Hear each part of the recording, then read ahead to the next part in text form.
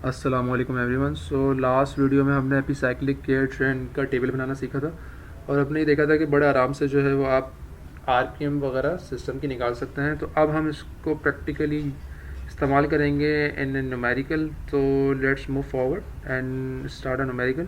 उससे पहले मैं आपको एक चीज़ बताना चाह रहा हूँ कि आपको इंटरनल गियर और एक्सटर्नल गियर की डायरेक्शन का कॉन्सेप्ट देना चाह रहा हूँ मैं यहाँ पे। तो आप ये देख सकते हैं कि this system is non is the external gear because यहाँ पे जो कनेक्शन हो रहा है मतलब टीथ का वो आउटर सरफेस पे हो रहा है, मतलब आउटर साइड पे आपके पास टीथ हैं।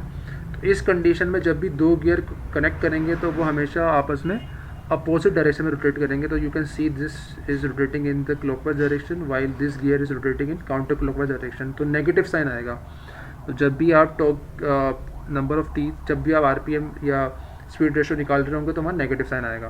But there is another case जहाँ पे आप सिस्टम को इंटरनल गियर्स कहते हैं। इंटरनल गियर्स का मतलब क्या होता है कि एक गियर की जो टीथ हैं वो इंटरनली माउंटेड है, वो आउटर सरफेस पे नहीं है, वो इनर सरफेस पे होंगे और अंदर ही आपके पास एक गियर उसके साथ जो है वो कनेक्ट हो रहा होगा। तो now you can see this green gear is rotating in clockwise direction while this pink gear is also rotating in clockwise direction। तो you can see कि जब internal gears दो आपस में connected होते हैं तो उनकी डायरेक्शन में चेंज नहीं आता है, वो दोनों एक ही डायरेक्शन में रोटेट कर रहे होते हैं। और सिंपली इसका यही मकसद है कि वो जो गियर आपस में कनेक्टेड हैं वो किस तरह हैं, वो इंटरनली कनेक्टेड हैं या वो एक्सटर्नली कनेक्टेड हैं। तो ये इसलिए इंपॉर्टेंट है क्योंकि आगे कहीं ना कहीं हम इंटरनल गियर्स के बारे में बात कर रहे होंगे, तो फिर आप को ये पता होना चाहिए कि आपने वहाँ नेगेटिव साइन नहीं लगाना है जहाँ पे आप इसको स्पीड रेशो निकाल रहे होंगे। तो let's do an example and हम ट्राई करते हैं सॉल्व करने की। सो सिस्टम गिवन है, एक सिंपल सा सिस्टम है आपके पास। यू कैन सी कि एक आर्म कनेक्टेड है, there are 3 gears, one gear number 2, gear number 3 and gear number 4। तमाम गियर्स के टीप जो हैं वो यहाँ पे हैं। तो रिंग गियर कहते हैं इसको, जो आउटर उस पर होता है। नीचे वाला जो आपका वो सन है एंड देन ये हुआ प्लेनेट गियर। तो नाम गिवन हो ना गिवन हो डजेंट मैटर, बट इसको कहा भी जाता है, इन नामों से भी इसको रिप्रेजेंट किया जाता है। तो नाउ तमाम जो गियर्स थे उनके टीथ वगैरह हमने यहाँ लिख दिए हैं और जो हमें यहाँ पे गिवन है वो आर्म की जो आरपीएम है, दिस आर्म की आरपीएम वो 200 आरपीएम क्लॉकवाइज गिवन है और जो सन की आरपीएम है वो भी हमारे पास 100 जो है वो गिवन है क्लॉकवाइज। अच्छा, नॉर्मली हम क्लॉकवाइज को एज अ नेगेटिव ट्रीट करते हैं, तो वही जो कॉन्सेप्ट है वही लेके चलेंगे हम कि जो आपके पास क्लॉकवाइज रोटेशन होगी उसको हम नेगेटिव लेके चलेंगे और जो काउंटर क्लॉकवाइज रोटेशन होगी उसको हम पॉजिटिव लेके चलेंगे। अच्छा, अब आगे चलते हैं उस डायरेक्टली जो है हम ट्राई करते हैं इसका टेबल बनाने की। अच्छा, टेबल बनाते हुए आपने सबसे पहले ये ख्याल रखना, आपने ये आइडेंटिफाई करना है कि जो आरपीएम का कॉलम है, मतलब जो ये कॉलम है, जो ये यहाँ पे जो ये आरपीएम वाला जो आपके पास पूरा कॉलम आ रहा है उसमें आपने इसको मज़ीद कॉलम्स में तोड़ा हुआ है, वहाँ कितने कॉलम्स आएंगे, ठीक है। बाकी ये तो कांस्टेंट रहता है। तो आप यहाँ पे डिपेंडिंग के कितने एलिमेंट हैं उस सिस्टम के अंदर, यहाँ पे 3 एलिमेंट्स है तो 3 आपके पास कॉलम आए थे, ए गियर, बी गियर और सी। यहाँ पे हमें आइडेंटिफाई करना है कि कितने कॉलम्स आएंगे। तो यू कैन सी यहाँ पे हमारे पास 4 कॉलम आने चाहिए because you have 3 gears, gear number 2, gear number 3 and gear number 4 and you have an arm. तो 4 एलिमेंट्स हैं इस सिस्टम के अंदर, तो यहाँ पे 4 कॉलम बनेंगे आपके पास, gear 2, gear 3, arm and gear 4। तो यू कैन सी पहले आर्म से स्टार्ट करना इज़ इम्पॉर्टेंट क्योंकि आर्म को हम स्टार्ट में 0 तसव्वुर करते हैं and then we move forward to other things कि गियर 2 कितना रोटेट कर रहा होगा, गियर 3 और गियर 4।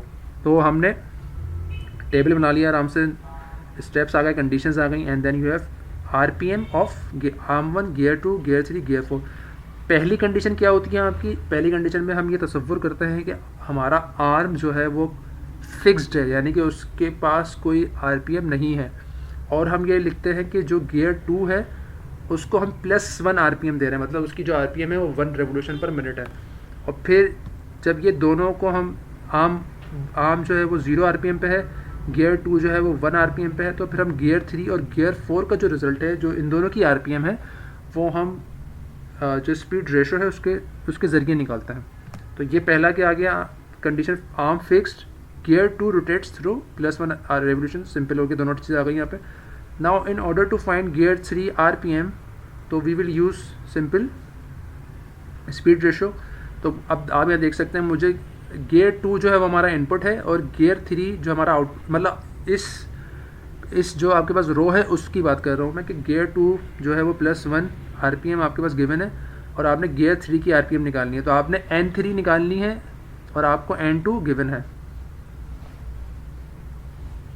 ठीक है।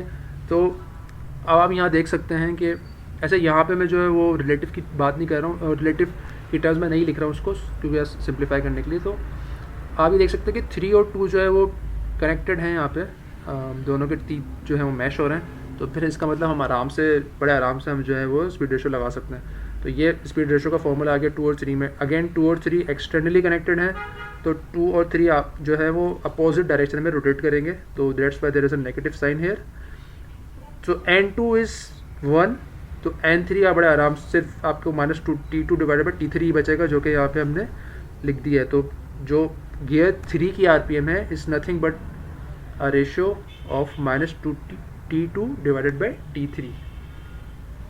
Now for gear 4, again gear 4 हमें निकालना है, तो हमें N4 निकालना है, और N2 की टर्म्स, N2 हमें पता है तो हम N2 की टर्म्स में निकालना चाह रहे हैं, तो दैट्स वाई जो हमें रेशो निकालना है वो N4 डिवाइडेड बाई N2 है, ठीक है। N4 ऊपर क्यों है, क्योंकि मुझे N4 चाहिए, और N2 नीचे क्यों है, क्योंकि N2 मुझे पता है वो +1 है।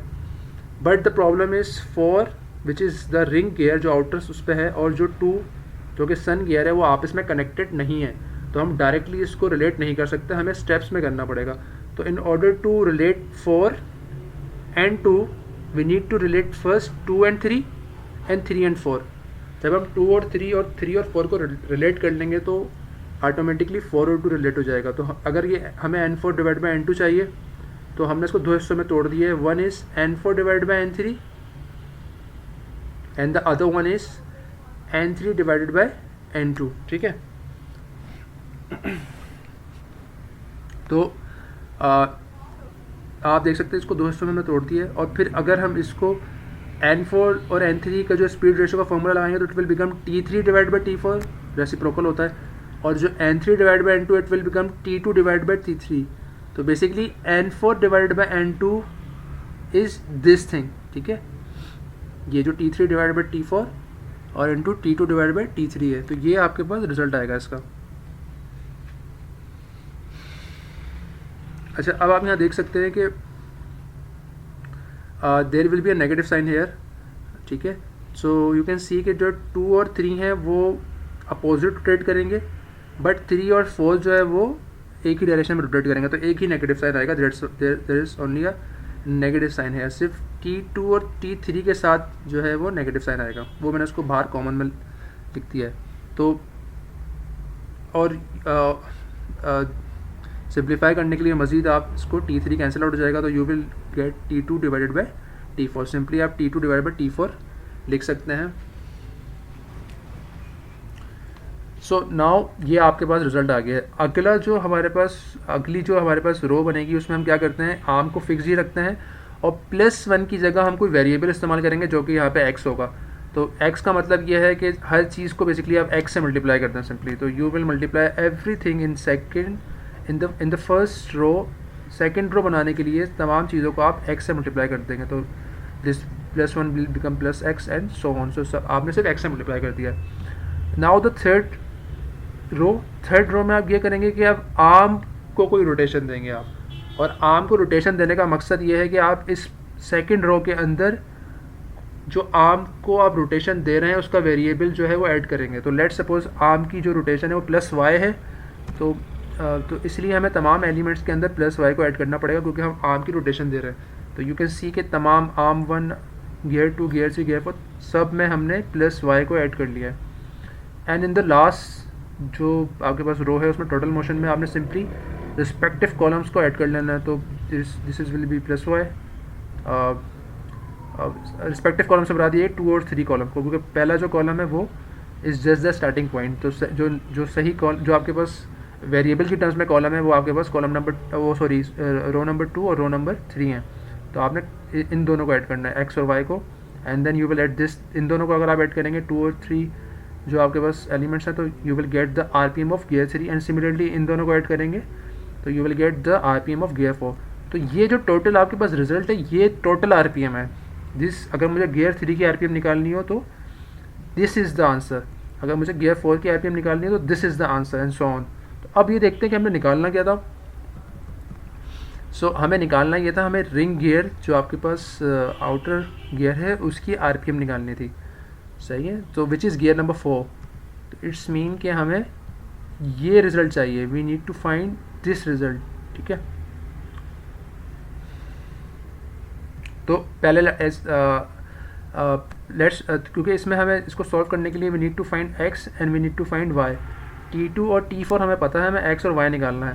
तो काम ये करते हैं कि पहले हम जो है आर्म 1 की बात कर लेते हैं। तो आर्म 1 की जो आरपीएम है वो यहाँ पे गिवन है 200 आरपीएम क्लॉकवाइज है, तो -200। तो बेसिकली दिस y इज़ -200, तो ये -200 आ गई है, ठीक है।